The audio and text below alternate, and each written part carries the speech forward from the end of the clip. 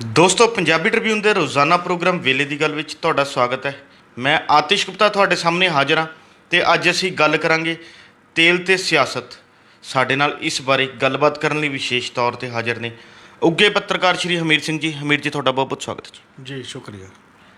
ਹਮੀਰ ਜੀ, ਲੰਘੇ ਦਿਨ ਪ੍ਰਧਾਨ ਮੰਤਰੀ ਨਰਿੰਦਰ ਮੋਦੀ ਵੱਲੋਂ ਦੇਸ਼ ਦੇ ਸਾਰੇ ਮੁੱਖ ਮੰਤਰੀਆਂ ਨਾਲ ਇੱਕ ਮੀਟਿੰਗ ਕੀਤੀ ਗਈ। ਭਾਵੇਂ ਇਹ ਮੀਟਿੰਗ ਕਰੋਨਾ ਪ੍ਰਬੰਧਾਂ ਦੀ ਜਿਹੜੀ ਸਮੀਖਿਆ ਨੂੰ ਲੈ ਕੇ ਸੀਗੀ, ਪਰ ਕਿਤੇ ਨਾ ਕਿਤੇ ਉਹਨਾਂ ਨੇ ਇਸ ਤੋਂ ਇਲਾਵਾ ਵੀ ਕਈ ਹੋਰ ਗੱਲਾਂ ਕੀਤੀਆਂ ਨੇ, ਜਿਸ ਨੂੰ ਲੈ ਕੇ ਦੇਸ਼ ਭਰ ਦੇ ਵਿੱਚ ਇੱਕ ਕੇਂਦਰ ਅਤੇ ਸੂਬਿਆਂ ਵਿਚਕਾਰ ਇੱਕ ਨਵਾਂ ਜਿਹੜਾ ਟਕਰਾਅ ਕਹਿ ਦਈਏ ਵਿਵਾਦ ਖੜਾ ਹੋ ਗਿਆ।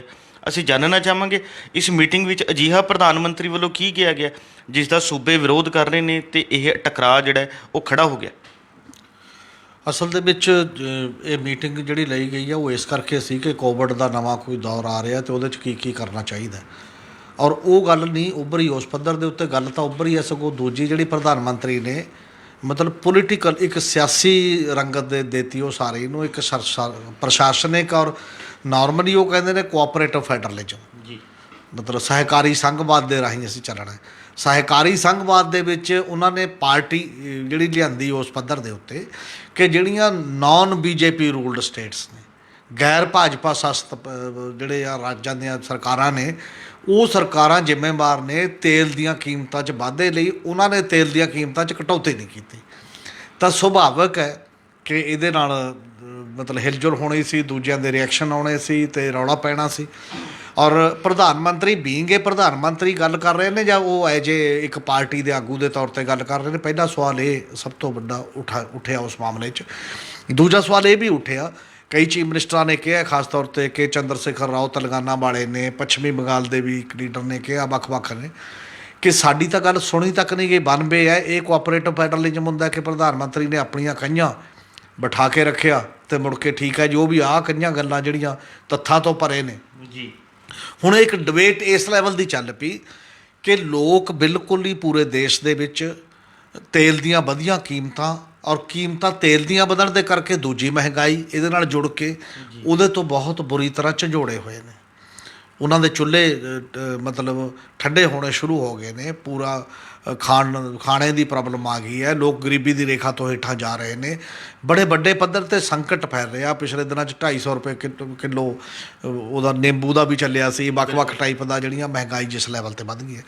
ਹੁਣ ਉਸ ਮਹਿੰਗਾਈ ਦਾ ਹੱਲ ਜੇ ਤਾਂ ਪ੍ਰਧਾਨ ਮੰਤਰੀ ਇਹ ਰਾਏ ਕਰਦੇ ਚੀਫ ਮਿਨਿਸਟਰਾਂ ਨਾਲ ਬੈਠ ਕੇ ਕਿ ਆਪਾਂ ਇਸ ਮਹਿੰਗਾਈ ਨੂੰ ਕੇਂਦਰ ਕੀ ਕਰ ਸਕਦਾ, ਸੂਬੇ ਕੀ ਕਰ ਸਕਦੇ ਨੇ, ਆਪਾਂ ਰਲ ਕੇ ਇਹਨੂੰ ਘਟਾਈਏ ਕਿਵੇਂ। ਜੀ। ਔਰ ਮੈਨੂੰ ਲੱਗਦਾ ਸਗੋਂ ਮਹਿੰਗਾਈ ਤੋਂ ਮੁੱਦਾ ਧਲਕਾ ਕੇ ਤੁਸੀਂ ਆਪਸ ਦੇ ਵਿੱਚ ਟਕਰਾਅ 'ਚ ਇੱਕ ਮੁੱਦਾ ਖੜਾ ਕਰ ਦਿੰਦੇ ਹੋ। ਅੱਧੇ ਇਹ ਸੋਚੀ ਜਾਣਗੇ ਕੇਂਦਰ ਠੀਕ ਹੈ, ਅੱਧੇ ਸੋਚੀ ਜਾਣਗੇ ਸੂਬਾ ਠੀਕ ਹੈ, ਮਤਲਬ ਮੁੱਦੇ ਨੂੰ ਡੀਰੇਲ ਕਰ ਦਿਓ, ਜਿਹੜਾ ਕਿ ਬੀਜੇਪੀ ਗੌਰਮੈਂਟ ਬੜੇ ਲੰਬੇ ਸਮੇਂ ਤੋਂ ਸ਼ਾਇਦ ਇਹੀ ਖੇਡਦੀ ਆਈ ਹੈ ਜੀ, ਕਿ ਮੁੱਦੇ ਨੂੰ, ਜੇ ਮੁੱਦਾ ਮਹਿੰਗਾਈ ਦਾ ਉਹਦੇ ਮੁਕਾਬਲੇ ਬਲਡੋਜ਼ਰ ਖੜਾ ਕਰ ਦਿਓ, ਜੇ ਮੁੱਦਾ ਮਹਿੰਗਾਈ ਦਾ ਉਹਦੇ ਮੁਕਾਬਲੇ ਕੋਈ ਹੋਰ ਖਾਣ ਪੀਣ ਪਹਿਨਣ ਦੀਆਂ ਚੀਜ਼ਾਂ, ਜੇ ਮੁੱਦਾ ਮਹਿੰਗਾਈ ਦਾ ਹਿਜਾਬ ਖੜਾ ਕਰ ਦਿਓ, ਜੋ ਵੀ ਮਰਜ਼ੀ ਰੁਜ਼ਗਾਰ ਅਤੇ ਉਹਨਾਂ ਮੁੱਦਿਆਂ ਤੋਂ ਜਿਹੜਾ ਇੱਕ ਟਿਲਟ ਕਰਨ ਦਾ ਤਰੀਕਾ ਇਹ ਇੱਥੋਂ ਚੱਲਿਆ। ਹੁਣ ਪਹਿਲੀ ਗੱਲ ਇਹ ਹੈ ਕਿ ਇਹਦੇ 'ਚ ਕੀ ਸੱਚਾਈ ਹੈ, ਕੀ ਸੂਬੇ ਜ਼ਿੰਮੇਵਾਰ ਨੇ ਜਾਂ ਕੇਂਦਰ ਸਰਕਾਰ ਜ਼ਿੰਮੇਵਾਰ ਹੈ, ਅਤੇ ਜਾਂ ਮਤਲਬ ਹੋਰ ਇਹਦਾ ਤਰੀਕਾਕਾਰ ਕੀ ਹੈ ਜਿਹੜਾ ਜਦੋਂ ਵੀ ਇਹ ਚੀਜ਼ਾਂ ਨੇ। ਜੇ ਇਹਨੂੰ ਥੋੜ੍ਹਾ ਜਿਹਾ ਪਿਛੋਕੜ 'ਚ ਦੇਖਿਆ ਜਾਏ, ਲਗਾਤਾਰ ਜਦੋਂ ਦੀ ਬੀਜੇਪੀ ਗੌਰਮੈਂਟ ਬਣੀ ਹੈ 2014 ਤੋਂ ਜੀ, 2014 ਦੇ ਵਿੱਚ ਜਿਹੜਾ ਕੇਂਦਰ ਸਰਕਾਰ ਦਾ ਟੈਕਸ ਸੀਗਾ ਪੈਟਰੋਲ ਅਤੇ ਡੀਜ਼ਲ 'ਤੇ, ਪ੍ਰਤੀ ਲੀਟਰ ਪੈਟਰੋਲ 'ਤੇ 9 ਰੁਪਏ 48 ਪੈਸੇ ਸੀ ਜੀ, ਅਤੇ ਡੀਜ਼ਲ 'ਤੇ 3 ਰੁਪਏ 57 ਪੈਸੇ ਸੀ ਉਸ ਸਮੇਂ। ਅਤੇ 2014 ਤੋਂ ਵੱਧਦਾ ਉਹ ਟੈਕਸ ਜਿਹੜਾ ਹੈ ਉਹ 32 ਰੁਪਏ ਤੋਂ ਔਰ 31 ਰੁਪਏ ਤੱਕ ਚਲਾ ਗਿਆ ਜੀ, ਕੇਂਦਰ ਦਾ ਟੈਕਸ। ਅਤੇ ਫਿਰ ਮਹਿੰਗਾਈ ਕਿਹਦੇ ਨਾਲ ਵਧੀ? ਬਹੁਤ ਵੱਡੇ ਪੱਧਰ ਦੇ ਉੱਤੇ। ਔਰ ਦੂਜੀ ਤਰੀਕੇ ਨਾਲ ਇਸੇ ਲਈ ਉਹ ਇਹ ਕਹਿ ਰਹੇ ਨੇ, ਜਿਹੜੇ ਬਾਕੀ ਜਿਵੇਂ ਮਹਾਰਾਸ਼ਟਰ ਵਾਲਾ ਚੀਫ ਮਿਨਿਸਟਰ ਕਹਿ ਰਿਹਾ ਕਿ ਅਸੀਂ ਤਾਂ 2015 ਤੋਂ ਬਾਅਦ ਜਿੰਨਾ ਸਾਡਾ 15 ਰੁਪਏ ਵੈਟ ਸੀ ਅਸੀਂ ਤਾਂ ਵਧਾਇਆ ਹੀ ਨਹੀਂ ਜੀ, ਉਨਾ ਹੀ ਆ ਜਿੰਨਾ 2015 ਸੀ। ਅਤੇ ਜੇ ਵਧਿਆ ਤਾਂ ਕੇਂਦਰੀ ਟੈਕਸ ਵਧੇ ਨੇ, ਬਿਲਕੁਲ ਸਾਡਾ ਤਾਂ ਕੋਈ ਵਧਿਆ ਹੀ ਨਹੀਂ ਉਹਦੇ ਵਿੱਚ। ਔਰ ਇਹਦੇ 'ਚ ਵੀ ਉਹਨਾਂ ਨੇ ਜਿਹੜੀਆਂ ਇਹ ਗੱਲਾਂ ਕੀਤੀਆਂ ਨੇ ਕਿ ਇਹ ਬੀਜੇਪੀ ਰੂਲਡ ਸਟੇਟਸ ਨੇ ਤਾਂ ਵੱਧ ਹੈ। ਜਿਹੜਾ ਮੱਧ ਪ੍ਰਦੇਸ਼ ਤਾਂ ਤੁਹਾਡੀ ਰੂਲਡ ਸਟੇਟ ਹੈ, 118 ਰੁਪਏ ਹੈ ਪੈਟਰੋਲ ਜੀ, ਔਰ ਇੱਥੇ ਵੀ ਬਿਹਾਰ ਦੇ ਵਿੱਚ ਵੀ ਤੁਹਾਡੀ ਰੂਲਡ ਸਟੇਟ ਹੈ। ਕਿੰਨੀਆਂ ਤੁਹਾਡੀਆਂ, ਤੁਸੀਂ ਉਹਨਾਂ ਦਾ ਨਾਂ ਕਿਉਂ ਨਹੀਂ ਲੈਂਦੇ? ਜਦੋਂ ਤੁਸੀਂ ਨਾਂ ਮਤਲਬ ਇਹਦੇ 'ਚੋਂ ਇੱਕੋ ਟਾਈਪ ਦੀ ਸਿਆਸਤ ਦਾ ਮਤਲਬ ਤਾਂ ਉਹਦੇ ਚੋਂ ਇਹ ਨਿਕਲਦਾ ਕਿ ਦਿਆਨਤਦਾਰੀ ਦੇ ਤਰੀਕੇ ਨਾਲ ਤੁਸੀਂ ਸਮੱਸਿਆ ਹੱਲ ਕਰਨ ਦੇ ਰਾਹ ਨਹੀਂ ਪੈ ਰਹੇ, ਤੁਸੀਂ ਕੋਈ ਕੰਟਰੋਵਰਸੀ ਕ੍ਰੀਏਟ ਕਰਨ ਦੇ ਰਾਹ ਪੈ ਰਹੇ ਹੋ, ਜਿਹੜੀ ਉਸ ਲੈਵਲ ਤੇ ਹੈ। ਹੁਣ ਜੇ 2014 ਦੇ ਵਿੱਚ ਇੱਕ ਇਹ ਮਾਮਲਾ ਆ ਗਿਆ ਤੁਹਾਡੇ ਸਾਹਮਣੇ ਜੀ, ਉਸ ਮਾਮਲੇ ਦੇ ਵਿੱਚ ਚੱਲਦੇ ਗਏ ਫਿਰ ਆ ਕੇ ਜਦੋਂ ਇਹ 2018 ਦੇ ਵਿੱਚ ਤੁਸੀਂ ਆਉਂਦੇ ਹੋ, 2018 ਦੇ ਵਿੱਚ 19 ਦੇ ਵਿੱਚ ਜਦੋਂ ਚੱਲਦਾ ਵੀ ਚਲੋ ਹੁਣ ਹਜੇ ਇੱਕ ਨਹੀਂ ਵਧਿਆ ਤੇ ਕਰੋਨਾ ਆ ਜਾਂਦਾ ਜੀ ਮਾਰਚ 2020 'ਚ। ਕਰੋਨਾ ਦੇ ਦੌਰ ਦੇ ਵਿੱਚ ਪੈਟਰੋਲ ਤੇ ਬਾਕੀ ਚੀਜ਼ਾਂ ਦੀ ਮੰਗ ਘਟ ਜਾਂਦੀ ਹੈ ਜੀ, ਬਹੁਤ ਮੰਗ ਘਟ ਜਾਂਦੀ ਹੈ। ਤੇ ਬਹੁਤ ਮੰਗ ਘਟਣ ਦਾ ਮਤਲਬ ਇਹ ਹੈ ਕਿ ਲੋਕਾਂ ਨੂੰ ਸਸਤਾ ਮਿਲੂਗਾ, ਤੇ ਜੇ ਉੱਥੋਂ ਰੇਟ ਇੰਟਰਨੈਸ਼ਨਲ ਮਾਰਕੀਟ ਦੇ ਵਿੱਚ ਜਿਹੜਾ ਕੱਚੇ ਤੇਲ ਦਾ ਕਹਿੰਦੇ ਆ ਉਹ ਬਿਲਕੁਲ ਨੀਚੇ ਆ ਜਾਂਦਾ, ਪਰ ਲੋਕਾਂ ਨੂੰ ਤਾਂ ਮਿਲਿਆ ਨਹੀਂ ਸਸਤਾ। ਤੇ ਕੀਤਾ ਕੀ ਕੇਂਦਰ ਸਰਕਾਰ ਨੇ, 15 ਰੁਪਏ ਪੈਟਰੋਲ ਤੇ 10 ਰੁਪਏ ਡੀਜ਼ਲ ਤੁਸੀਂ ਚੱਕ ਕੇ ਨਵਾਂ ਸੈਸ ਲਾਤਾ ਜੀ, ਐਡੀਸ਼ਨਲ ਡਿਊਟੀ ਲਾਤੀ ਕਿ ਲੋਕਾਂ ਨੂੰ, ਖਪਤਕਾਰਾਂ ਨੂੰ ਨਹੀਂ ਉਹਦੀ ਰਾਹਤ ਜਾਣੀ ਚਾਹੀਦੀ। ਰਾਹਤ ਮਤਲਬ ਕੇਂਦਰ ਸਰਕਾਰ ਦੇ ਖਾਤੇ 'ਚ। ਜੀ, ਹੁਣ ਇਹਦਾ ਰਿਜ਼ਲਟ ਕੀ ਹੈ? 3 ਸਾਲਾਂ ਦੇ ਦੌਰਾਨ 2018 ਤੋਂ ਲੈ ਕੇ 2021 ਤੱਕ ਦੇ ਜਿਹੜੇ 3 ਸਾਲ ਫਾਈਨੈਂਸ਼ੀਅਲ ਈਅਰ ਆਉਂਦੇ ਨੇ, ਕੇਂਦਰ ਸਰਕਾਰ ਨੇ 8 ਲੱਖ ਕਰੋੜ ਤੋਂ ਜ਼ਿਆਦਾ ਕਮਾਇਆ ਟੈਕਸਾਂ ਤੋਂ। ਜੀ, ਜਿਹੜੇ ਲੋਕਾਂ ਤੇ ਬੋਝ ਪਿਆ, ਮਤਲਬ ਕਮਾਉਣਾ ਕੀ ਹੁੰਦਾ ਵੀ ਲੋਕਾਂ ਨੇ 8 ਲੱਖ ਕਰੋੜ ਰੁਪਇਆ ਜ਼ਿਆਦਾ ਕੇਂਦਰ ਦੇ ਖਜ਼ਾਨੇ 'ਚ ਭੇਜਿਆ, ਦਿੱਤਾ ਹੋਇਆ ਜ਼ਿਆਦਾ। ਉਹਦੇ 'ਚੋਂ ਤੁਸੀਂ ਰੱਤੀ ਭਰ ਵੀ ਕਟੌਤੀ ਕਰਨ ਲਈ ਤਿਆਰ ਨਹੀਂ ਹੋ ਕਿਸੇ ਵੀ ਰੂਪ ਦੇ ਵਿੱਚ। ਤੁਸੀਂ ਕਹਿੰਦੇ ਹੋ ਜੀ ਜਦੋਂ ਮੰਤਰੀ ਪੈਟਰੋਲੀਅਮ ਮੰਤਰੀ ਉਦੋਂ ਪ੍ਰਧਾਨ ਹੁੰਦਾ ਸੀ, ਉਹ ਕਹਿੰਦਾ ਸੀ ਲੋੜ ਹੈ ਜੀ ਸਾਨੂੰ, ਅਸੀਂ ਗਰੀਬਾਂ ਨੂੰ ਮੁਫਤ ਖਾਣਾ ਵੀ ਤਾਂ ਦੇਣਾ ਹੈ, ਸਾਨੂੰ ਤਾਂ ਬਾਕੀ ਕੀ। ਫਿਰ ਉਹ ਤਾਂ ਗਰੀਬ ਦੀ ਗਰਦਨ ਕੱਟ ਕੇ ਤੇ ਉਧਰ ਦੇ ਰਹੇ ਹੋ ਤੁਸੀਂ ਕੀ ਕਰ ਰਹੇ ਹੋ? ਮਤਲਬ ਗੌਰਮੈਂਟ ਦੀ ਐਫੀਸ਼ੀਐਂਸੀ ਕਿੱਥੇ ਹੈ, ਜਾਂ ਉਸ ਲੈਵਲ 'ਤੇ ਕੀ ਕਰ ਰਹੇ ਹੋ ਸਾਰੇ ਮਾਮਲੇ ਦੇ ਵਿੱਚ। ਇਹ 'ਚ ਕੋਈ ਸ਼ੱਕ ਨਹੀਂ ਕਿ ਜਦੋਂ ਪਿੱਛੇ ਇਹ ਆਇਆ ਸੀ ਕਿ ਬਹੁਤ ਜ਼ਿਆਦਾ ਵੱਧ ਗਿਆ, 5 ਰਾਜਾਂ ਦੀਆਂ ਚੋਣਾਂ ਆ ਗਈਆਂ ਜੀ, ਨਵੰਬਰ ਦੇ ਵਿੱਚ, ਜਦੋਂ ਐ ਸੀ ਨਾ ਵੀ ਹੁਣ ਯੂਪੀ ਵੀ ਹੈ, ਪੰਜਾਬ ਵੀ ਹੈ, ਬਾਕੀ ਹੈ। ਕੇਂਦਰ ਸਰਕਾਰ ਨੂੰ ਲੱਗਿਆ ਵੀ ਕੰਮ ਤਾਂ ਗੜਬੜ ਹੈ, ਹੁਣ ਮਾੜਾ ਮੋਟਾ ਤਾਂ ਕੁਛ ਕਰਨਾ ਪਊਗਾ, ਤੇ ਉਹਨੇ ਇੱਕ ਕਟੌਤੀ ਕਰਤੀ ਆਪਣੇ ਇਹਦੀ ਸੈਸ ਦੇ ਵਿੱਚ, ਐਕਸਾਈਜ਼ ਡਿਊਟੀ ਦੇ ਵਿੱਚ, ਪੈਟਰੋਲ ਔਰ ਡੀਜ਼ਲ ਦੀ। ਜੀ, ਤੇ ਫਿਰ ਰਾਜਾਂ ਨੂੰ ਵੀ ਸੱਦਾ ਦਿੱਤਾ, ਰਾਜਾਂ ਨੇ ਵੀ ਕੁਝ ਕਰਤੀ। ਜਿਵੇਂ ਪੰਜਾਬ ਦੀ ਵੀ ਚੋਣ ਹੋਣ ਕਰਕੇ ਪੰਜਾਬ ਦੀ ਸਰਕਾਰ ਨੇ ਵੀ 10 ਔਰ 15 ਰੁਪਏ ਪੈਟਰੋਲ ਔਰ ਡੀਜ਼ਲ ਦੇ ਮਗਰ ਮਤਲਬ ਕਟੌਤੀ ਕਰਤੀ ਸੀ ਪ੍ਰਤੀ ਲੀਟਰ ਦੇ ਹਿਸਾਬ ਦੇ ਨਾਲ। ਕੁਝ ਸਰਕਾਰਾਂ ਨੇ ਉਵੇਂ ਕਰਤੀ ਤੇ ਕੁਝ ਸਰਕਾਰਾਂ ਨੇ ਨਹੀਂ ਕੀਤੀ, ਜਿਨ੍ਹਾਂ ਨੂੰ ਲੱਗਦਾ ਕਿ ਸਾਡਾ ਇਹ ਸਿਸਟਮ ਹੋਣਾ ਚਾਹੀਦਾ। ਤੇ ਸਵਾਲ ਹੁਣ ਇੱਦੋਂ ਆ ਕੇ ਅੱਗੇ ਇਹ ਖੜ ਗਿਆ ਕਿ ਜਿਹੜੇ ਬਜਟ ਦੇ ਵਿੱਚ ਰੈਵਨਿਊ ਹੈ, ਤੁਹਾਡੇ ਖਜ਼ਾਨੇ ਭਰੇ ਜਾ ਰਹੇ ਨੇ, ਖਾਸ ਤੌਰ 'ਤੇ ਕੇਂਦਰ ਸਰਕਾਰ ਦੇ, ਤੇ ਇਹਦੇ ਨਹੀਂ ਭਰੇ ਜਾ ਰਹੇ ਜੀ।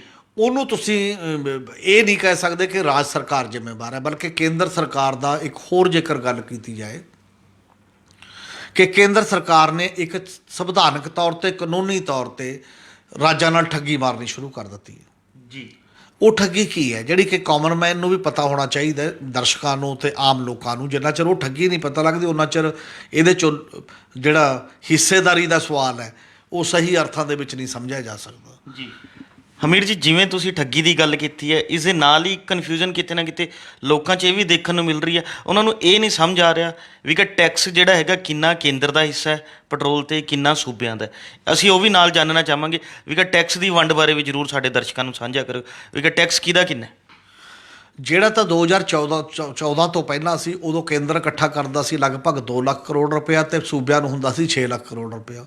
ਹੁਣ ਸੂਬਿਆਂ ਨੂੰ ਹੋ ਰਿਹਾ ਲਗਭਗ 2-2.5 ਲੱਖ ਕਰੋੜ ਰੁਪਇਆ, ਤੇ ਕੇਂਦਰ ਕਰਦਾ 4 ਲੱਖ ਕਰੋੜ ਦੇ ਨੇੜੇ ਤੇੜੇ, ਮਤਲਬ ਇਕੱਠਾ। ਇੱਕ ਤਾਂ ਉਹਦੇ 'ਚ ਫਰਕ ਕੀ ਪਿਆ, ਪਰ ਉਹਦੇ 'ਚ ਉਦੋਂ ਵੱਡਾ ਠੱਗੀ ਵਾਲਾ ਫਰਕ ਕੀ ਪਿਆ? ਠੱਗੀ ਵਾਲਾ ਫਰਕ ਇਹ ਪਿਆ ਕਿ ਹੁਣ ਕੇਂਦਰ ਸਰਕਾਰ ਬੇਸਿਕ ਐਕਸਾਈਜ਼ ਡਿਊਟੀ ਨਹੀਂ ਵਧਾਉਂਦੀ, ਜਿਹਨੂੰ ਬੁਨਿਆਦੀ ਆਬਕਾਰੀ ਡਿਊਟੀ ਅਸੀਂ ਕਹਿੰਦੇ ਹਾਂ।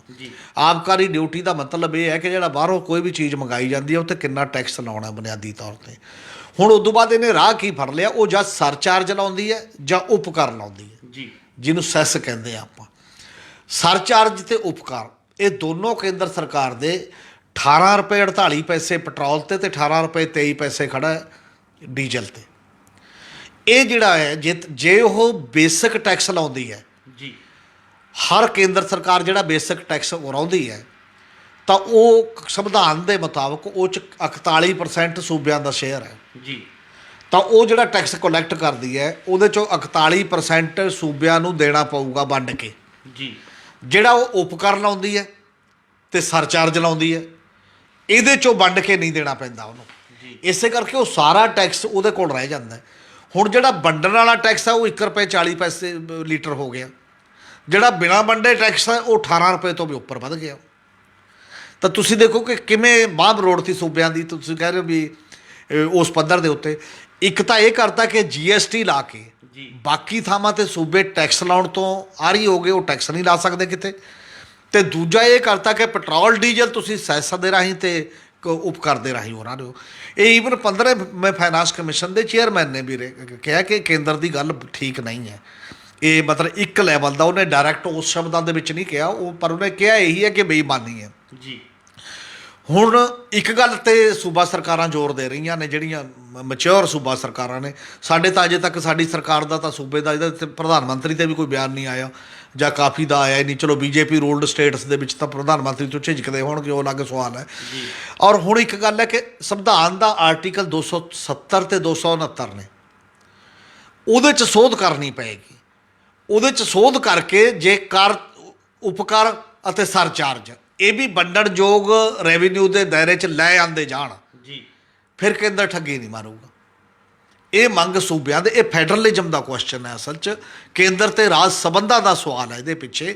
ਔਰ ਕੇਂਦਰ ਖਜ਼ਾਨੇ ਭਰੀ ਜਾ ਰਹੀ ਹੈ, ਰਾਜਾਂ ਨੂੰ ਠੂਠਾ ਫੜਾਤਾ ਹੈ, ਤੇ ਮੁੜ ਕੇ ਉਹ ਰਾਜਾਂ ਤੇ ਹੀ ਇਹ ਜ਼ਿੰਮੇਵਾਰੀ ਸਿੱਟ ਰਹੀ ਹੈ ਕਿ ਇਹ ਨਹੀਂ ਕਿ ਰਾਜ ਸਰਕਾਰ ਲੋਕਾਂ ਤੇ ਧੱਕਾ ਜਾਂ ਲੋਕਾਂ ਨੂੰ ਟੈਕਸ ਜਾਂ ਵਸੂਲ ਨਹੀਂ ਰਹੇ ਜਾਵਣਾ। ਪਰ ਕੇਂਦਰ ਇਹਦੇ 'ਚ ਜ਼ਿਆਦਾ ਜ਼ਿੰਮੇਵਾਰ ਹੈ ਰਾਜਾਂ ਦੇ ਮੁਕਾਬਲੇ ਕਿਸੇ ਵੀ ਮਾਮਲੇ ਦੇ ਵਿੱਚ। ਔਰ ਉਹ ਹੁਣ ਸੰਵਿਧਾਨਕ ਸੋਧ ਦੀ ਡਿਮਾਂਡ ਕੋਈ ਕਰੂਗਾ ਜਾਂ ਨਹੀਂ ਕਰੂਗਾ, ਇਹ ਪਤਾ ਨਹੀਂ ਅਜੇ ਤੱਕ। ਮੈਂ ਤਾਂ ਨਹੀਂ ਸੁਣਿਆ ਕਿਸੇ ਇਹਨਾਂ ਰਾਜਾਂ ਦੇ ਵੱਲੋਂ ਆਈ ਹੈ। ਸਭ ਤੋਂ ਸ਼ਾਰਪ ਰਿਐਕਸ਼ਨ ਜੇ ਸੁਣਿਆ ਤਾਂ ਉਹ ਕੇ ਚੰਦਰ ਸ਼ੇਖਰ ਰਾਓ ਦੇ ਵੱਲੋਂ ਉਸ ਪੱਧਰ ਦੇ ਉੱਤੇ ਆਇਆ, ਅਤੇ ਬਾਕੀ ਦੀ ਦੂਜਾ ਪੱਛਮੀ ਬੰਗਾਲ ਦੇ ਵੱਲੋਂ ਆਇਆ, ਅਤੇ ਕੇਰਲਾ ਦੇ ਵੱਲੋਂ ਵੀ ਆਇਆ, ਕੁਝ ਸੂਬਿਆਂ ਵੱਲੋਂ। ਬਾਕੀ ਦੇ ਸੂਬੇ ਜਿਹੜੇ ਖਾਮੋਸ਼ ਅਜੇ ਦਿਖਾਈ ਦੇ ਰਹੇ ਨੇ। ਨਹੀਂ ਤਾਂ ਇੱਕ ਬਹੁਤ ਵੱਡਾ ਅਤੇ ਪਰਸੈਪਸ਼ਨ ਗੇਮ ਹੁੰਦੀ ਹੈ। ਆਮ ਲੋਕਾਂ ਤੱਕ ਇਹੀ ਚਲਾ ਜਾਣਾ ਵੀ ਇਹ ਤਾਂ ਸੂਬਾ ਸਰਕਾਰਾਂ ਨਹੀਂ ਕਰ ਦਿੰਦੀਆਂ, ਕੇਂਦਰ ਤਾਂ ਵਿਚਾਰਾ ਠੀਕ ਹੈ ਜੀ। ਬਿਲਕੁਲ, ਮਤਲਬ ਮਲਾਈ ਖਾ ਕੇ ਵੀ ਉਹ ਠੀਕ ਹੈ ਜਿਹੜਾ ਉਸ ਪੱਧਰ ਦੇ ਉੱਤੇ। ਇਹ ਪੋਲੀਟੀਕਲ ਲੜਾਈ ਵੀ ਹੈ, ਇਹ ਕਰਾਂ ਦੀ ਲੜਾਈ ਵੀ ਹੈ, ਟੈਕਸਾਂ ਦੇ ਵਿੱਚੋਂ ਪੈਸੇ ਦੀ ਹਿੱਸੇਦਾਰੀ ਦੀ, ਅਤੇ ਫੈਡਰਲਿਜ਼ਮ ਦੀ ਲੜਾਈ ਵੀ ਹੈ। ਇਹ ਬਹੁਤ ਬੁਨਿਆਦੀ ਮੁੱਦਾ ਹੈ ਸਾਡੇ ਦੇਸ਼ ਦਾ ਇਸ ਸਮੇਂ, ਕਿ ਰਾਜਾਂ ਦੇ ਵਿੱਚੋਂ ਜਿੰਨਾ ਰੈਵਨਿਊ ਕੇਂਦਰ ਲੈ ਕੇ ਜਾਂਦਾ ਹੈ ਉਹਦਾ ਹਿੱਸਾ ਵਾਪਸ ਕਰਨ ਤੋਂ ਆਨਾਕਾਨੀ ਕਰਦਾ ਹੈ ਵੱਖ-ਵੱਖ ਤਰੀਕਿਆਂ ਦੇ ਨਾਲ। ਉਹ ਸਵਾਲ ਨਹੀਂ ਉੱਠ ਰਿਹਾ ਇਸ ਪੈਟਰੋਲ ਅਤੇ ਡੀਜ਼ਲ ਦੇ ਨਾਲ ਦੀ ਨਾਲ ਲਾ ਕੇ। ਫਿਰ ਅਜੇ ਇਹਦੇ 'ਚ ਪਾਲਿਸੀ ਦੇ ਕੁਐਸਚਨ ਨੇ, ਉਹ ਅਲੱਗ ਸਵਾਲ ਨੇ ਇਹਦੇ 'ਚ। ਹਮੀਰ ਜੀ, ਜਿਵੇਂ ਤੁਸੀਂ ਦੱਸਿਆ ਵੀ ਕਿ ਅਕਸਰ ਜਿਹੜਾ ਹੈਗਾ ਤੇਲ ਦੀਆਂ ਕੀਮਤਾਂ ਜਦੋਂ ਵੱਧਦੀਆਂ ਨੇ ਤਾਂ ਵਿਵਾਦ ਜਿਹੜੇ ਨੇ ਉੱਠਦੇ ਆ, ਕਈ ਤਰ੍ਹਾਂ ਦੀ ਗੱਲਾਂ ਸਾਹਮਣੇ ਆਉਂਦੀਆਂ। ਪਰ ਅਸੀਂ ਜਾਣਨਾ ਚਾਹਾਂਗੇ ਕਿ ਤੇਲ ਕੀਮਤਾਂ ਨੂੰ ਲੈ ਕੇ ਜਿਹੜੇ ਕਾਨੂੰਨੀ ਅਤੇ ਸੰਵਿਧਾਨਕ ਪਹਿਲੂ ਨੇ ਉਹ ਕੀ ਨੇ, ਕਿ ਕੇਂਦਰ ਤੇ ਸੂਬਿਆਂ ਵਿਚਕਾਰ ਕਿਵੇਂ ਵੰਡ ਕੀਤੀ ਹੋਈ ਹੈ, ਵੀ ਕਿ ਇਹ ਕਿਸ ਤਰ੍ਹਾਂ ਦੀ ਪਾਲਿਸੀ, ਕਿਸ ਤਰ੍ਹਾਂ ਦੀ ਨੀਤੀ ਹੈਗੀ। ਅਸਲ 'ਚ ਪੈਟਰੋਲੀਅਮ ਪਦਾਰਥਾਂ ਦੇ ਵਿੱਚ ਇੱਕ ਲੰਮੇ ਸਮੇਂ ਤੱਕ ਕੰਟਰੋਲਡ ਨੀਤੀ ਰਹੀ ਹੈ, ਜਿਹਨੂੰ ਕਹਿੰਦੇ ਵੀ ਗੌਰਮੈਂਟ ਆਫ ਇੰਡੀਆ ਤੈਅ ਕਰੂਗੀ ਕਿੰਨੇ ਰੁਪਏ ਤੇਲ ਜਾਣਾ, ਕਿੰਨੇ ਰੁਪਏ ਨਹੀਂ ਆਉਣਾ, ਟੈਕਸ ਕਿੰਨਾ ਹੋਊਗਾ, ਬੇਸ ਰੇਟ ਕੀ ਹੋਊਗਾ, ਜਿਹੜਾ ਪੈਟਰੋਲ ਪੰਪ ਡੀਲਰ ਨੇ ਉਹਨਾਂ ਦਾ ਕਮਿਸ਼ਨ ਕਿੰਨਾ ਹੋਏਗਾ, ਇਹ ਸਾਰੀਆਂ ਚੀਜ਼ਾਂ ਰਲਾ ਕੇ ਜੀ। ਪਰ 2010 ਦੇ ਵਿੱਚ ਜਿਹੜੀ UPA 2 ਸਰਕਾਰ ਸੀ ਡਾਕਟਰ ਮਨਮੋਹਨ ਸਿੰਘ ਦੀ, ਉਹਨਾਂ ਨੇ ਇਹ ਕਰਤਾ ਸੀ ਕਿ ਇਹ ਕੰਪਨੀਆਂ ਦੇ ਹਵਾਲੇ ਕਰਤਾ ਸੀ। ਇਹ ਕਹਿੰਦਾ ਸੀਗਾ ਵੀ ਜਿਹੜੀਆਂ ਪੈਟਰੋਲੀਅਮ ਕੰਪਨੀਆਂ ਨੇ ਉਹ ਹਰ 15 ਦਿਨਾਂ ਬਾਅਦ ਤੇਲ ਦੀਆਂ ਕੀਮਤਾਂ ਰਿਵਿਊ ਕਰ ਲਿਆ ਕਰਨ। ਜਿਹੜਾ ਕੱਚਾ ਮਾਲ ਸਾਡੇ, ਕਿਉਂਕਿ ਸਾਡਾ ਦੇਸ਼ ਜਿਹੜਾ ਹੈ ਉਹ ਲਗਭਗ 80% ਪੈਟਰੋਲੀਅਮ ਪਦਾਰਥ ਜਿਹੜੇ ਨੇ ਉਹ ਬਾਹਰੋਂ ਮੰਗਾਉਂਦਾ। ਸਾਡੀ ਲੋੜ ਤੋਂ ਦੇ 20% ਸਾਡੇ ਕੋਲ ਨੇ, ਅਤੇ 80% ਅਸੀਂ ਬਾਹਰੋਂ ਇੰਪੋਰਟ ਕਰਦੇ ਹਾਂ। ਅਤੇ ਬਾਹਰੋਂ ਮੰਗਾਉਣ ਦੇ ਉੱਤੇ ਫਿਰ ਕਿੰਨੀ ਡਿਊਟੀ ਲੱਗਣੀ ਹੈ, ਕੀ ਲੱਗਣਾ, ਇਹ ਸਾਰਾ ਕੁਛ ਕੇਂਦਰ ਦਾ ਹਿੱਸੇਦਾਰੀ ਹੈ। ਕੇਂਦਰ ਸਰਕਾਰ ਨੇ ਨਿਯਮ ਬਣਾਤਾ ਕਿ 15 ਦਿਨਾਂ ਬਾਅਦ ਉਹ ਰਿਵਿਊ ਕਰਿਆ ਕਰਨਗੀਆਂ। ਫਿਰ ਉਹ ਕੰਪਨੀਆਂ 15 ਦਿਨ ਬਾਅਦ ਰਿਵਿਊ ਕਰਕੇ ਆਪਣਾ ਰੇਟ ਦੱਸ ਦਿੰਦੀਆਂ ਸੀ ਵੀ ਹੁਣ ਅਗਲੇ ਦਿਨ ਤੋਂ ਭਾਈ ਆਹ ਰੇਟ ਲੱਗਿਆ ਕਰੂਗਾ ਜੀ। ਇਹ 2014 ਤੱਕ ਚੱਲਿਆ। ਜੂਨ 2014 ਤੱਕ ਆਉਂਦੇ ਕਿਉਂਕਿ ਫਰਵਰੀ ਦੇ ਇਹ ਉਦੋਂ ਪਹਿਲਾਂ ਇਹ ਸਰਕਾਰ ਬਣ ਗਈ ਸੀਗੀ ਆਪਣੇ ਨਰਿੰਦਰ ਮੋਦੀ ਦੀ, ਮਈ ਦੇ ਵਿੱਚ, ਜੂਨ ਦੇ ਵਿੱਚ। ਇਹ ਸਰਕਾਰ ਨੇ ਆ ਕੇ ਇਹਨੂੰ 100% ਮੰਡੀ 'ਤੇ ਛੱਡਤਾ। ਇਹਨੇ ਇਹ ਕਰਤਾ ਵੀ ਡੇਲੀ ਦੇ ਰੇਟ ਬਦਲਿਆ ਕਰਨਗੇ, ਰੋਜ਼ਾਨਾ ਜਿਹੜਾ ਕੱਚੇ ਮਾਲ ਦਾ ਉੱਥੇ ਰੇਟ ਹੋਇਆ ਕਰੇਗਾ ਉਹਦੇ ਹਿਸਾਬ ਦੇ ਨਾਲ ਰੋਜ਼ ਬਦਲ ਜਾ ਕਰਨਗੇ। ਇਸੇ ਕਰਕੇ ਲੋਕਾਂ ਨੂੰ ਕਈ ਵਾਰ ਪਤਾ ਲੱਗਿਆ ਉਦੋਂ ਬਾਅਦ 2014 ਤੋਂ ਬਾਅਦ ਹੋਇਆ, ਜਦ ਪੈਟਰੋਲ ਪੰਪ 'ਤੇ ਜਾਂਦੇ ਸੀ ਅਗਲੇ ਦਿਨ ਰੇਟ ਬਦਲਿਆ ਹੁੰਦਾ ਸੀ, ਪਹਿਲੇ ਦਿਨ ਕਿਤੇ ਜਾਂਦੇ ਸੀ ਅਗਲੇ ਦਿਨ ਰੇਟ ਬਦਲਿਆ ਹੁੰਦਾ ਸੀ। ਪਰ ਉਸ ਪਾਲਿਸੀ ਦੇ ਵਿੱਚ ਹੁਣ ਤਰੀਕਾ ਇਹ ਸੀ, ਜੇਕਰ ਇਮਾਨਦਾਰੀ ਨਾਲ ਗੌਰਮੈਂਟਾਂ ਚੱਲਣ ਉਸ ਪਾਲਿਸੀ ਦੇ ਵਿੱਚ ਵੀ, ਹਾਲਾਂਕਿ ਫ੍ਰੀ ਮਾਰਕੀਟ ਕਾਰਪੋਰੇਟ ਤੇ ਛੱਡ ਦੇਣਾ, ਮੁਨਾਫੇ ਵਾਲੇ ਕੰਪਨੀਆਂ ਨੂੰ ਪੂਰਾ ਹੱਕ ਦੇ ਦੇਣਾ। ਪਹਿਲਾਂ ਤਾਂ ਇਹਦਾ ਵੀ ਵਿਰੋਧ ਹੋਇਆ, ਇਹ ਨਹੀਂ। ਫਿਰ ਸਰਕਾਰ ਕਾਹਦੇ ਵਾਸਤੇ ਹੈ? ਜੇ ਕੰਪਨੀ ਨੇ ਪ੍ਰਾਈਵੇਟ ਬਿਜ਼ਨਸ ਐਸੇ ਤਰੀਕੇ ਨਾਲ ਚਲਾਉਣਾ ਹੈ, ਤੁਹਾਡਾ ਕੋਈ ਕੰਟਰੋਲ ਨਹੀਂ ਹੈ, ਤਾਂ ਸਰਕਾਰ ਕਾਹਦੇ 'ਤੇ ਹੈ? ਮੰਨ ਲਓ ਸਰਕਾਰ ਨੇ ਉਹ ਵੀ ਲਾਗੂ ਕਰਤੀ, ਉਹ ਵੀ ਤੁਸੀਂ ਲੋਕਾਂ ਦੇ ਫੇਵਰ 'ਚ ਲਾਗੂ ਨਹੀਂ ਕਰ ਰਹੇ। ਉਹਦਾ ਮਤਲਬ ਸਾਫ਼ ਸੀ ਕਿ ਜੇ ਕੱਚੇ ਮਾਲ ਦੀ ਕੀਮਤ ਵੱਧ ਗਈ, ਕੱਚੇ ਤੇਲ ਦੀ, ਤਾਂ ਲੋਕਾਂ ਨੂੰ ਵੱਧ ਦੇਣਾ ਪਊਗਾ। ਜੇ ਉਹਦੀ ਕੀਮਤ ਘਟ ਗਈ ਤਾਂ ਲੋਕਾਂ ਨੂੰ ਘੱਟ ਦੇਣਾ ਪਊਗਾ। ਜੀ ਬਿਲਕੁਲ। ਇੱਕ ਵੀ ਮੌਕਾ ਇਹੋ ਜਿਹਾ ਨਹੀਂ ਆਇਆ ਪਿਛਲੇ 7-8 ਸਾਲਾਂ ਦੇ ਵਿੱਚ, ਜਿੰਨੇ ਵਾਰ, ਬਹੁਤ ਵਾਰ ਘਟੇ ਨੇ ਦੁਨੀਆ ਦੀ ਮਾਰਕੀਟ ਦੇ ਵਿੱਚ ਤੇਲ ਦੇ ਰੇਟ, ਕੱਚੇ ਤੇਲ ਦੇ, ਕਿ ਉਹਦਾ ਫਾਇਦਾ ਖਪਤਕਾਰ ਤੱਕ ਚੱਲ ਗਿਆ ਹੋਵੇ। ਜਦ ਉਹਦਾ ਫਾਇਦਾ ਖਪਤਕਾਰ ਨੂੰ ਹੋਣਾ ਸੀ, ਉਦੋਂ ਉਹ ਟੈਕਸ ਵਧਾ ਦਿੰਦੇ ਨੇ। ਜੀ। ਇਹਦਾ ਮਤਲਬ ਇਹ ਹੈ, ਜਿਹੜਾ ਨੋਮ ਚਮਸਕੀ ਕਹਿੰਦਾ ਨਾ ਕਿ 1% ਬਨਾਮ 99% ਹੈ, ਇਹ ਮਾਡਲ ਜਿਹੜਾ ਕਾਰਪੋਰੇਟ ਦਾ, ਡਿਵੈਲਪਮੈਂਟ ਦਾ, ਇਹ 1% ਨੂੰ ਫਾਇਦਾ ਦਿੰਦਾ, 99% ਦੇ ਖਿਲਾਫ ਭੁਗਤ, ਆਹੀ ਹੈ ਉਹ। ਜੀ। ਕਿਉਂਕਿ ਸਰਕਾਰ ਉਹਦੇ ਨਾਲ ਜੁੜੀ ਹੈ। ਜਦੋਂ 99% ਨੂੰ ਮਾੜਾ ਜਿਹਾ ਫਾਇਦਾ ਜਾਣ ਲੱਗਦਾ ਹੈ, ਉਦੋਂ ਸਰਕਾਰ ਵਿੱਚ ਖੜ ਕੇ ਕਹਿੰਦੀ ਹੈ ਵੀ ਇਹ ਫਾਇਦਾ ਕਿਵੇਂ ਜਾਊਗਾ, ਆਪਾਂ ਟੈਕਸ ਆਪ ਵਸੂਲ ਲੈਂਦੇ ਹਾਂ। ਜੀ। ਉਹ ਕਾਰਪੋਰੇਟ ਟੈਕਸ ਤਾਂ ਘਟਾ ਰਹੀ ਹੈ, ਪਿਛਲੇ ਸਮੇਂ 'ਚ ਘਟਾ ਕੇ ਉਹ 22% ਤੱਕ ਲਿਆਂਦਾ। ਸਧਾਰਨ ਲੋਕਾਂ 'ਤੇ ਜਿਹੜੇ ਇੰਡਾਇਰੈਕਟ ਟੈਕਸ ਨੇ ਉਹ ਵਧਾ ਰਹੀ ਹੈ। ਉਹਦੇ 'ਚੋਂ ਇਹ ਪੈਟਰੋਲ ਤੇ ਡੀਜ਼ਲ ਤੇ ਮਹਿੰਗਾਈ ਲਗਾਤਾਰ ਵੱਧ ਰਹੀ ਹੈ। ਇਹ ਪਾਲਿਸੀ ਹੈ, ਜਿਹੜੀ ਪਾਲਿਸੀ ਵੀ ਜਵਾਬਦੇਹ ਤੇ ਪਾਰਦਰਸ਼ੀ ਤਰੀਕੇ ਦੇ ਨਾਲ ਜਿਹੜੀ ਉਹਨਾਂ ਨੇ ਖੁਦ ਬਣਾਈ ਹੈ, ਉਹਨੂੰ ਵੀ ਲਾਗੂ ਨਹੀਂ ਕਰ ਪਾ ਰਹੇ ਉਸ ਪੱਧਰ ਦੇ ਉੱਤੇ। ਤੇ ਇਦੋਂ ਵੀ ਜ਼ਿਆਦਾ ਇੱਕ ਹੋਰ ਵੀ, ਜਦੋਂ ਤੁਸੀਂ ਇਹ ਕੀਤਾ ਸੀ, GST ਲਿਆਏ। ਜੀ। GST ਤੁਸੀਂ ਇਹ ਕਹਿ ਕੇ ਲਿਆਏ ਕਿ ਇਹ ਦੁਨੀਆ ਦਾ ਬਹੁਤ ਵੱਡਾ ਇੱਕ ਟੈਕਸ ਰਿਫਾਰਮ ਹੈ, ਇਹਦੇ ਨਾਲ ਤਾਂ ਬਾਰੇ ਨਿਆਰੇ ਹੋ ਜਾਣਗੇ, ਪਤਾ ਨਹੀਂ ਕੀ ਕੀ ਹੋ ਜਾਏਗਾ। ਸਾਰੇ ਸੂਬੇ ਰੋ ਰਹੇ ਨੇ ਕਿ ਸਾਨੂੰ ਤਾਂ ਸਾਡਾ ਬਕਾਇਆ ਵੀ ਨਹੀਂ ਮਿਲਦਾ, ਸਾਨੂੰ ਉਹ ਬਕਾਇਆ ਤਾਂ ਦੇ ਦਿਓ, ਜਿਹੜਾ ਤੁਸੀਂ ਵਾਅਦਾ ਕੀਤਾ ਹੋਇਆ, ਤੁਸੀਂ ਉਹ ਤੋਂ ਮੁਕਰਨ ਲੱਗ ਗਏ ਹੋ। ਤੇ ਸੂਬੇ ਤਾਂ ਕੰਗਾਲ ਹੋ ਗਏ ਨੇ, ਠੂਠਾ ਭਰ ਕੇ ਖੜੇ ਨੇ। ਤੇ ਇਦੋਂ ਬਾਅਦ ਹੁਣ GST ਦੇ ਵਿੱਚ ਕੀ ਹੈ? GST ਦੇ ਵਿੱਚ ਹਜੇ ਤੱਕ ਵੱਧ ਤੋਂ ਵੱਧ ਜਿਹੜਾ ਟੈਕਸ ਪ੍ਰਣਾਲੀ ਹੈ ਉਹ 28% ਹੈ। ਜੀ। ਜਿਹੜਾ ਸਭ ਤੋਂ ਮਹਿੰਗੀ ਚੀਜ਼ ਹੈ। ਤੇ ਡੀਜ਼ਲ ਤੇ ਪੈਟਰੋਲ ਤੇ ਕੀ ਹੈ? ਇਹ 53% ਤੱਕ ਚਲਾ ਗਿਆ। ਜਿਹੜਾ ਰੀਅਲ ਰੇਟ ਹੈ, ਜੇ ਲੋਕਾਂ ਨੂੰ ਮਿਲਣਾ ਹੋਵੇ, ਤੇ ਹੁਣ ਵੀ ਲਗਭਗ 48, 49 ਜਾਂ 50 ਰੁਪਏ ਮਿਲ ਸਕਦਾ ਜੇ ਲੋਕਾਂ ਨੂੰ ਪੈਟਰੋਲ ਮਿਲਣਾ ਹੋਵੇ ਤੇ ਡੀਜ਼ਲ, ਜੇ ਟੈਕਸ ਹਟਾ ਦੇਣ। ਜੀ। ਤੇ ਉਹ ਟੈਕਸ ਇੰਨੇ ਵੱਡੇ ਪੱਧਰ ਤੇ ਨੇ ਜਿਹਦੇ ਕਰਕੇ ਲੋਕਾਂ ਦਾ ਕਚੂਮਰ ਨਿਕਲ ਰਿਹਾ। ਜੇ ਤੁਸੀਂ ਇੰਨੇ ਹੀ ਦਿਆਨਤਦਾਰ ਹੋ ਕਿ ਸਾਨੂੰ ਤਾਂ ਇਹੀ ਟੈਕਸ ਆ ਇੱਕੋ ਇੱਕ, ਜਿਹੜਾ ਬਹੁਤ ਵੱਡੇ ਪੱਧਰ ਦੇ ਉੱਤੇ ਉਹ ਹੋ ਰਿਹਾ, ਹਾਲਾਂਕਿ ਫੈਡਰਲਿਜ਼ਮ ਦੇ ਕੁਐਸਚਨ 'ਚੋਂ ਇਹ ਨਹੀਂ ਹੋਣਾ ਚਾਹੀਦਾ। GST ਵੀ ਨਹੀਂ ਹੋਣੀ ਚਾਹੀਦੀ। ਸਟੇਟਾਂ ਨੂੰ ਆਪਣੇ ਮੁਤਾਬਕ ਰਾਈਟ ਹੋਣਾ ਚਾਹੀਦਾ ਤੇ ਕੇਂਦਰ ਨੂੰ ਆਪਣੇ ਮੁਤਾਬਕ। ਆ ਦੂਜਾ ਖੁੱਲ੍ਹੇ ਮਾਰਕੀਟ ਦਾ ਸਿਧਾਂਤ ਵੀ ਸਟੇਟਾਂ ਤੋਂ ਬਿਨਾਂ ਪੁੱਛੇ ਲਾਗੂ ਨਹੀਂ ਕਰਨਾ ਚਾਹੀਦਾ, ਤੇ ਦੂਜਾ ਸੈਸ ਤੇ ਉਪਕਰ ਵੀ ਨਹੀਂ ਚਾਹੀਦਾ।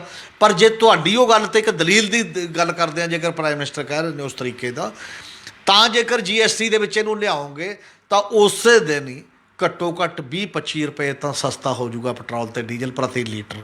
ਜੀ ਬਿਲਕੁਲ। ਤਾਂ ਤੁਸੀਂ ਉਹ GST ਚ ਲੈ ਆਓ। ਤੁਸੀਂ ਸੰਵਿਧਾਨਕ ਪਹਿਲੂ ਦੇ ਪੱਖ ਤੋਂ ਵੀ ਲੋਕਾਂ ਨਾਲ ਠੱਗੀ ਮਾਰ ਰਹੇ ਹੋ, ਕਾਨੂੰਨੀ ਪਹਿਲੂ ਵੀ, ਤੇ ਦੂਜੀ ਤਾਂ ਮਾਰ ਹੀ ਰਹੇ ਹੋ, ਜਿਹੜੀ ਮਾਰ ਰਹੇ ਹੋ ਇਹਦੇ ਨਾਲ ਸਟੇਟਾਂ 'ਚ ਵੀ ਮਾਰ ਰਹੇ ਹੋ ਤੇ ਬਾਕੀ ਵੀ। ਤਾਂ ਇਹ ਜਿਹੜੀ ਸਿਆਸਤ ਕੀਤੀ ਜਾ ਰਹੀ ਹੈ ਪੋਲੀਟੀਕਲੀ, ਔਰ ਮੈਨੂੰ ਇਹ ਲੱਗਦਾ ਕਿ ਸਾਡੇ ਲੋਕਾਂ ਦਾ ਪੋਲੀਟੀਕਲ ਦਿਲਚਸਪੀ ਜਿੰਨੀ ਹੈ, ਜੇ ਉਹਨਾਂ ਦੀ ਜਾਣਕਾਰੀ ਵਧੇਗੀ ਤਾਂ ਉਹਨਾਂ ਨੂੰ ਸਵਾਲ ਕਰ ਸਕਦੇ ਨੇ, ਉਹਨਾਂ ਨੂੰ ਖੜਾ ਸਕਦੇ ਨੇ, ਉਹਨਾਂ 'ਤੇ ਸਾਹਮਣੇ ਇੱਕ ਮੁੱਦੇ ਇਹੋ ਜਿਹੇ ਖੜੇ ਕਰ ਸਕਦੇ ਨੇ ਕਿ ਉਹਨਾਂ ਨੂੰ ਜਵਾਬ ਦੇਣ ਲਈ ਮਜਬੂਰ ਹੋਣਾ ਪਵੇ। ਔਰ ਮਤਲਬ ਨਾ ਸਿੱਖ ਉਹਨਾਂ ਦੇ ਕਰਕੇ, ਨਾ ਜਾਣਨ ਦੇ ਕਰਕੇ ਉਹ ਜੋ ਕੁਛ ਵੀ ਬੋਲਦੇ ਨੇ ਤੇ ਉਹਨੂੰ ਹੀ ਸੱਚ ਅਸੀਂ ਮੰਨਦੇ ਹਾਂ। ਔਰ TV ਚੈਨਲ ਕਈ ਮੈਂ ਦੇਖਿਆ ਵੈਸਾ, ਉਹ ਕਹਿੰਦੇ ਜੀ ਪੁਰਾਣਾ ਛੱਡੋ, 14 ਤੇ ਕਿਉਂ ਜਾ ਰਹੇ ਹੋ? ਜੀ ਕਿਉਂ ਨਹੀਂ? 14 ਤੇ ਇੱਕ ਟੈਕਸ ਪ੍ਰਣਾਲੀ ਹੈ, ਉਹ ਟੈਕਸ ਪ੍ਰਣਾਲੀ ਕਿਵੇਂ ਬਦਲੀ ਹੈ, ਪਾਲਿਸੀ ਕਦੋਂ ਬਦਲੀ ਹੈ? ਮਤਲਬ ਤੁਸੀਂ ਧੂ ਬਣੇ ਹੋ ਗੌਰਮੈਂਟ ਦੇ, ਗੌਰਮੈਂਟ ਆਫ ਇੰਡੀਆ ਦੇ, ਉਹੀ ਗੋਦੀ ਮੀਡੀਆ ਜਿਹਨੂੰ ਗੱਲ ਕਹਿ ਰਹੇ ਹੋ, ਤੇ ਤੁਸੀਂ ਉਹ ਸਹੀ ਗੱਲ ਵੀ ਲੋਕਾਂ 'ਚ ਪਹੁੰਚਾਉਣ ਦੇ ਲਈ ਨਹੀਂ ਪਹੁੰਚਾਉਣ ਦੇ ਰਹੇ ਉਸ ਪੱਧਰ ਦੇ ਉੱਤੇ। ਔਰ ਇਹ ਆਮ ਲੋਕਾਂ ਦੇ ਵੀ ਖਿਲਾਫ ਹੈ, ਪੂਰੇ ਦੇਸ਼ ਦੇ ਵੀ ਖਿਲਾਫ ਹੈ। ਔਰ ਇਹਦੇ 'ਤੇ ਦਿਆਨਤਦਾਰੀ ਨਾਲ ਇੱਕ ਬਹਿਸ ਹੋਣੀ ਚਾਹੀਦੀ ਹੈ, ਚਰਚਾ ਹੋਣੀ ਚਾਹੀਦੀ ਹੈ। ਸੂਬਿਆਂ ਦਾ ਹਿੱਸਾ ਜਿਹੜਾ ਹੈ ਉਸ ਪੱਧਰ ਦੇ ਉੱਤੇ ਬਰਕਰਾਰ ਹੋਣਾ ਚਾਹੀਦਾ। ਹਾਂ, ਜਦੋਂ ਸੂਬੇ ਉਸ ਪੱਧਰ ਦੇ ਉੱਤੇ ਆਪਣੇ ਹੱਕ ਦੇ ਤੌਰ ਤੇ ਹੋਣਗੇ ਤਾਂ ਲੋਕ ਸੂਬਿਆਂ ਤੋਂ ਮੰਗ ਕਰਨਗੇ। ਜੀ ਬਿਲਕੁਲ, ਕਿ ਤੁਸੀਂ ਘਟਾਓ। ਔਰ ਸੂਬਿਆਂ ਨੂੰ ਵੀ ਫਿਰ ਉਦੋਂ ਬਾਅਦ ਲੋਕਾਂ ਦੀ ਬਾਹ ਫੜਨੀ ਚਾਹੀਦੀ ਹੈ, ਘਟਾਉਣਾ ਚਾਹੀਦਾ। ਜੀ ਹਮੀਰ ਜੀ, ਹੁਣ ਇੱਕ ਸਵਾਲ ਇਹ ਵੀ ਖੜਾ ਹੁੰਦਾ ਹੈ ਵੀ ਕਿ ਜਿਵੇਂ ਤੁਸੀਂ ਦੱਸਿਆ ਵੀ ਕਿ ਤੇਲੰਗਾਨਾ, ਪੱਛਮੀ ਬੰਗਾਲ ਵੀ ਕਿ ਕਈਆਂ ਨੇ ਤਾਂ ਇਸ 'ਤੇ ਆਪਣੀ ਪ੍ਰਤੀਕਿਰਿਆ ਦਿੱਤੀ ਹੈ, ਪਰ ਪੰਜਾਬ ਵੱਲੋਂ ਹਾਲੇ ਤੱਕ ਕੋਈ ਵੀ ਇਸ 'ਤੇ ਪ੍ਰਤੀਕਿਰਿਆ ਨਹੀਂ ਆਈ ਹੈ। ਫਿਰ ਤੁਸੀਂ ਕੀ ਸਮਝਦੇ ਹੋ ਕਿ ਪੰਜਾਬ ਸਰਕਾਰ ਦਾ ਕੀ ਸਟੈਂਡ ਹੋਣਾ ਚਾਹੀਦਾ, ਉਹਨਾਂ ਨੂੰ ਕਿਸ ਤਰ੍ਹਾਂ ਦੀ ਰਣਨੀਤੀ ਤਿਆਰ ਕਰਨੀ ਚਾਹੀਦੀ ਹੈ? ਨਹੀਂ, ਮੈਨੂੰ ਤਾਂ ਇਹ ਲੱਗਦਾ ਸਾਰੇ ਲੋਕ ਜਿਹੜੇ ਈਵਨ ਰਾਜਾਂ ਦੇ ਮੁੱਖ ਮੰਤਰੀਆਂ ਨੇ ਕਿਹਾ, ਸਭ ਨੇ ਇਹ ਕਿਹਾ ਕਿ ਸਾਡਾ ਦੇਸ਼ ਸੰਵਿਧਾਨਕ ਤੌਰ 'ਤੇ ਫੈਡਰਲ ਕੰਟਰੀ ਹੈ। ਇਹ ਹੌਲੀ ਹੌਲੀ ਕਰਕੇ ਕੇਂਦਰ ਮਜ਼ਬੂਤ ਇੰਨਾ ਹੁੰਦਾ ਜਾ ਰਿਹਾ ਕਿ ਹਰ ਸਟੇਟ ਦੀ ਵੀ ਸੰਘੀ ਘੁੱਟ ਰਿਹਾ, ਔਰ ਇਹਦੇ ਤੋਂ ਵੀ ਜ਼ਿਆਦਾ ਸਾਡੀ ਸਿਆਸਤ ਦਾ ਕਿਰਦਾਰ ਅਤੇ ਮਿਆਰ ਡਿੱਗ ਰਿਹਾ। ਉਹ ਮਿਆਰ ਡਿੱਗਣ ਨਾਲ ਫਿਰ ਜਿਹੜੀ ਸਟੇਟ ਦੇ ਵਿੱਚ ਉਹਦਾ ਰਾਜ ਨਹੀਂ ਹੁੰਦਾ ਉੱਥੇ ਜ਼ਿਆਦਾ ਚੂੜੀ ਕੱਸ ਦਿੰਦਾ। ਇੱਕ ਤਰੀਕਾ ਤਾਂ ਇਹ ਹੁੰਦਾ ਕਿ ਰਾਜਾਂ ਬਣਿਆ, ਨਹੀਂ ਤਾਂ ਇਹ ਰੌਲਾ ਹੀ ਨਾ ਆਵੇ ਕਿ ਬੀਜੇਪੀ ਰੂਲ ਜਾਂ ਨਾਨ ਬੀਜੇਪੀ ਜਾਂ ਫਲਾਨਾ। ਸਰਕਾਰਾਂ ਦਾ ਆਪਣਾ ਲਿਹਾਜ਼ ਹੈ। ਮੈਂ ਤਾਂ ਕੇਂਦਰ ਤੇ ਸੂਬਾ ਸਰਕਾਰਾਂ ਆਪਸ ਦੇ ਵਿੱਚ ਗੱਲਬਾਤ ਕਰਦੀਆਂ ਨੇ ਅਤੇ ਇੱਕ ਆਪਸ ਦੇ ਵਿੱਚ ਚੱਲਦਾ। ਜਿਹੜਾ ਸੰਵਿਧਾਨ ਨੇ ਉਹਨਾਂ ਨੂੰ ਹੱਕ ਦਿੱਤੇ ਨੇ ਉਹ ਆਪਣੀ ਗੱਲ ਚੱਲਦੇ ਨੇ, ਅਤੇ ਜਿਹੜੇ ਕੇਂਦਰ ਨੂੰ ਦਿੱਤੇ ਨੇ ਉਹਦੇ 'ਚ। ਜਦ ਉੱਥੇ ਵੀ ਹਰ ਰੋਜ਼ ਪਾਰਟੀ ਸਾਡੇ ਦਿਮਾਗ 'ਚ ਘੁੱਸੀ ਰਹਿੰਦੀ ਹੈ ਤਾਂ ਉਹਦੇ ਨਾਲ ਧੱਕਾ ਹੋਏਗਾ ਹੀ ਹੋਏਗਾ, ਵਿਤਕਰਾ ਹੋਏਗਾ ਹੀ ਹੋਏਗਾ ਉਸ 'ਤੇ। ਇਸੇ ਕਰਕੇ ਦੇਸ਼ ਦੇ ਵਿੱਚ ਜਿੰਨਾ ਚਿਰ ਸੰਵਿਧਾਨ ਦੇ ਵਿੱਚ ਸਹੀ ਰੂਪ 'ਚ ਫੈਡਰਲ ਢਾਂਚੇ ਦੀ ਸਿਰਜਣਾ ਨਹੀਂ ਹੁੰਦੀ, ਉਹਦੀ ਮੁੜ ਉਸਾਰੀ ਨਹੀਂ ਹੁੰਦੀ ਉਸ ਪੱਧਰ ਦੇ ਉੱਤੇ, ਇਹ ਸਮੱਸਿਆਵਾਂ ਬਣੀਆਂ ਰਹਿਣਗੀਆਂ ਜਿਹੜੀਆਂ ਸਮੱਸਿਆਵਾਂ ਹੁਣ ਰੋਜ਼ ਬਣਦੀਆਂ ਨੇ। ਸਾਡੀ ਸਰਕਾਰ ਦੀ ਤਾਂ ਕਮਜ਼ੋਰੀ ਹੈ, ਮੈਨੂੰ ਨਹੀਂ ਪਤਾ ਇਹ ਫੈਡਰਲਿਜ਼ਮ ਦੇ ਪੱਖ 'ਚ ਹੈ ਹਜੇ ਤੱਕ ਜਾਂ ਸੈਂਟਰਲਾਈਜੇਸ਼ਨ ਦੇ, ਕਿਉਂਕਿ ਬਹੁਤ ਜ਼ਿਆਦਾ ਜਿਹੜੀਆਂ ਪਾਰਟੀਆਂ ਨੇ ਸਾਡੀਆਂ ਉਹ ਕਿਤੇ ਨਾ ਕਿਤੇ ਸਰੈਂਡਰ ਕਰੀ ਬੈਠੀਆਂ ਨੇ ਬਾਕੀ ਦੇ ਮਾਮਲਿਆਂ ਦੇ ਵਿੱਚ। ਬਾਕੀ ਕਿੰਨੇ ਹੀ ਕਾਨੂੰਨ ਨੇ ਜਿਹੜੇ ਫੈਡਰਲਿਜ਼ਮ ਦੇ ਖਿਲਾਫ ਨੇ, ਉੱਥੇ ਕੇਂਦਰ ਦੇ ਵਿੱਚ ਵੋਟਾਂ ਪਾ ਦਿੰਦੀਆਂ ਨੇ ਪਾਰਟੀਆਂ, ਇਹ ਦੇਖਦੀਆਂ ਨਹੀਂ। ਮਤਲਬ ਕਲੈਰਿਟੀ ਬਹੁਤ ਘੱਟ ਹੈ ਫੈਡਰਲਿਜ਼ਮ 'ਤੇ ਅਜੇ ਕਲੀਅਰ ਢੰਗ ਨਾਲ। ਜੇਕਰ ਕੋਈ ਸਰਕਾਰਾਂ ਬੋਲ ਰਹੀਆਂ ਨੇ, ਉਹ ਹੈ DMK ਹੈ ਜਿਹੜੀ ਤਾਮਿਲਨਾਡੂ ਦੀ ਸਰਕਾਰ, ਉਹ ਪਾਰਟੀ ਦੀ ਅਗਵਾਈ ਵਾਲੀ, ਜਾਂ ਪੱਛਮੀ ਬੰਗਾਲ ਦੀ ਸਰਕਾਰ ਹੈ। ਈਵਨ ਰਾਸ਼ਟਰੀ ਜਨਤਾ ਦਲ ਵੀ ਇੱਕ ਲੈਵਲ 'ਤੇ ਗੱਲ ਕਰਦਾ, ਔਰ ਈਵਨ ਕੇਰਲਾ ਵਾਲਿਆਂ ਨੇ ਵੀ ਕਿਹਾ ਉਸ ਪੱਧਰ ਦੇ ਉੱਤੇ ਗੱਲ ਕਰਦੇ ਨੇ। ਈਵਨ ਸ਼ਿਵ ਸੈਨਾ ਜਿਹੜੀ ਉਹ ਹਿੰਦੂ ਤਵੀ ਸਿਆਸਤ ਦੇ ਚੱਲਦੀ ਸੀ, ਉਹ ਵੀ ਇਹਦੇ 'ਤੇ ਅਸਰਟ ਕਰ ਰਹੀ ਹੈ, ਸਭ ਤੋਂ ਬਿਹਤਰ ਰੂਪ ਦੇ ਵਿੱਚ ਕਰ ਰਹੀ ਹੈ। ਤੇਲੰਗਾਨਾ ਵਾਲਾ ਚੀਫ ਮਿਨਿਸਟਰ ਹੁਣੇ ਧਰਨਾ ਦੇ ਕੇ ਹਟਿਆ, ਉਹ ਵੀ ਕਰ ਰਿਹਾ। ਇਹ ਕੁਝ ਸਟੇਟਾਂ ਨੇ ਜਿਹੜੀਆਂ ਨੇ ਅਜੇ ਇਹਦੀ ਅਗਵਾਈ ਲੀਡ ਲਈ ਹੋਈ ਹੈ। ਪੰਜਾਬ ਨੇ ਫੈਡਰਲਿਜ਼ਮ 'ਤੇ ਕਦੇ ਲੀਡ ਲਈ ਸੀ ਇਤਿਹਾਸ ਦੇ ਵਿੱਚ, ਔਰ ਪੰਜਾਬ ਉਹਨੂੰ ਲੀਡ ਨਾਲ ਵੀ ਚੱਲਣ ਦੇ ਕਾਬਿਲ ਹੋ ਪਾਏਗਾ ਕਿ ਨਹੀਂ, ਸਾਡੀਆਂ ਪਾਰਟੀਆਂ ਦੀ ਇਹ ਸਿਚੁਏਸ਼ਨ। ਮੈਂ ਤਾਂ ਪਾਰਟੀਆਂ ਦੇ ਵੀ ਬਹੁਤੇ ਜ਼ਿਆਦਾ ਬਿਆਨ ਨਹੀਂ ਦੇਖੇ, ਮਤਲਬ ਇਕੱਲੀ ਸਰਕਾਰ ਤਾਂ ਛੱਡੋ, ਪੰਜਾਬ ਦੇ ਵਿੱਚ ਇਹ ਉਸ ਐਂਗਲ ਦੇ ਕਿ ਪ੍ਰਧਾਨ ਮੰਤਰੀ ਗੁੰਮਰਾਹ ਕਰ ਰਹੇ ਨੇ। ਬਾਕੀ ਗੱਲਾਂ ਅਲੱਗ ਸਵਾਲ ਨੇ ਜਿਹੜੀਆਂ ਨੇ। ਔਰ ਜਿਹੜਾ ਚੰਦਰ ਸ਼ੇਖਰ ਰਾਓ ਨੇ ਤਾਂ ਬਹੁਤ ਸਖਤ ਸ਼ਬਦਾਵਲੀ ਵਰਤੀ ਹੈ ਪ੍ਰਧਾਨ ਮੰਤਰੀ ਦੇ ਮਾਮਲੇ ਦੇ ਵਿੱਚ। ਔਰ ਆਉਣ ਵਾਲਾ ਸਮਾਂ ਤਾਂ ਹੈ ਕਿ ਜੇ ਦੇਸ਼ ਦੇ ਵਿੱਚ ਜਿਹੜੀਆਂ ਖੇਤਰੀ ਪਾਰਟੀਆਂ ਨੇ ਜਾਂ ਦੂਜੀਆਂ ਵੀ ਪਾਰਟੀਆਂ ਜਿਹੜੀਆਂ ਦੇਸ਼ ਨੂੰ ਚੰਗਾ ਚਲਾਉਣਾ ਚਾਹੁੰਦੀਆਂ ਨੇ, ਉਹ ਫੈਡਰਲ ਢਾਂਚੇ ਦੀ ਡਿਮਾਂਡ 'ਤੇ ਖੜੀਆਂ ਹੋਣਗੀਆਂ ਅਤੇ ਇਹਦੇ 'ਤੇ ਇੱਕ ਜਦੋਜਹਿਦ ਪੋਲੀਟੀਕਲ ਐਂਗਲ ਦੀ ਵੀ ਕਰਨਗੀਆਂ ਤਾਂ। ਜੀ, ਇਹ ਸਨ ਸਾਡੇ ਸੀਨੀਅਰ ਪੱਤਰਕਾਰ ਸ਼੍ਰੀ ਹਮੀਰ ਸਿੰਘ ਜੀ, ਜਿਨ੍ਹਾਂ ਨੇ ਆਪਣੇ ਵਡਮੁੱਲੇ ਵਿਚਾਰ ਸਾਡੇ ਨਾਲ ਸਾਂਝੇ ਕੀਤੇ। ਕੱਲ੍ਹ ਨੂੰ ਇਸੇ ਸਮੇਂ ਇੱਕ ਨਵੇਂ ਮੁੱਦੇ ਦੇ ਨਾਲ ਫਿਰ ਮਿਲਾਂਗੇ ਪ੍ਰੋਗਰਾਮ ਵੇਲੇ ਦੀ ਗੱਲ ਵਿੱਚ। ਧੰਨਵਾਦ।